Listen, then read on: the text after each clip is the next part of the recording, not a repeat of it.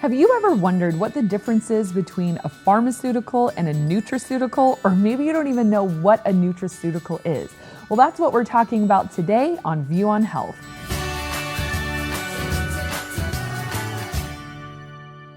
Hi, I'm Kristen Lascola, the host of View on Health. I'm here with Richard Hall, and Richard, most of us by now have heard the term pharmaceutical and we know exactly what that means. But there's another word that is similar, but we're a little more vague on what exactly it means. So can you tell us today, what's the difference between a pharmaceutical and a nutraceutical, and what do we need to know about that difference? Yeah, that sounds like a strange word, doesn't it? Nutraceutical?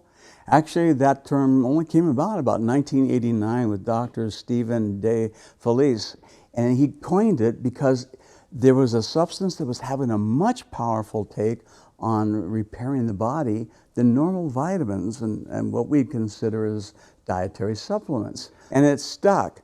And so what you find is that pharmaceuticals are single set entities. They take one particular chemical and they'll compound it, and that's what's going to work in your body. It usually works very quickly, and then it's out and you're better. But sometimes they don't. Sometimes your body builds up what they call antigen codes against that. For instance, like an antibiotic. And after a while, you've taken it too many times and it doesn't work anymore because your body has made a code to fight it, meaning antigen, meaning against. Nutraceuticals are powerful combinations of natural elements, such as, I'll take for one, olive leaf extract. Olive leaf extract has about 65 components to it once you're finished extracting it. The one they're looking for is oleuropein. Oleuropein was found by the Upjohn Corporation to have a curative effect over a multitude of bacteria, virus, fungus, candida, and all sorts of yeast. So they work hand in hand, and the body doesn't form antigen codes against it. It can't. There's just too many to overcome. So there is now, since 1989, here we are, 2021, a whole host of what they consider nutraceuticals that might be compounds of many things, astragalus, echinacea, put together to actually help prevent or remedy a disease state that hasn't been touched by a pharmaceutical drug.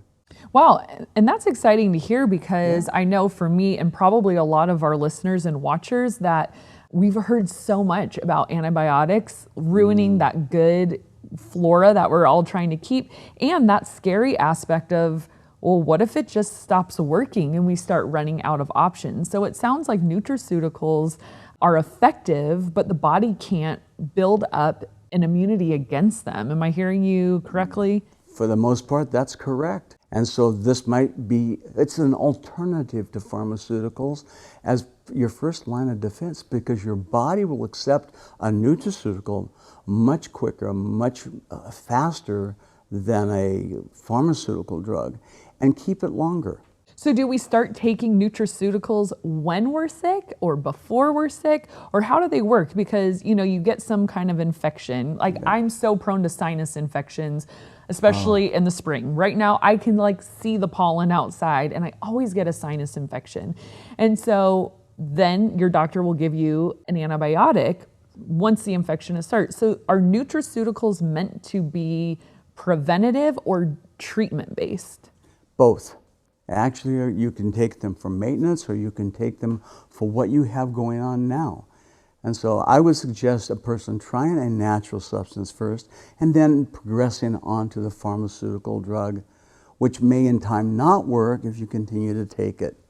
But I am in the auspice of taking both. If you need a medical pharmaceutical drug because it works and there's nothing in the natural world, then by all means take it.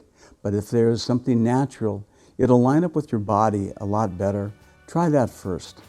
Awesome. Well, thanks, Richard. That just clears it up so much information, and we'll see you next time.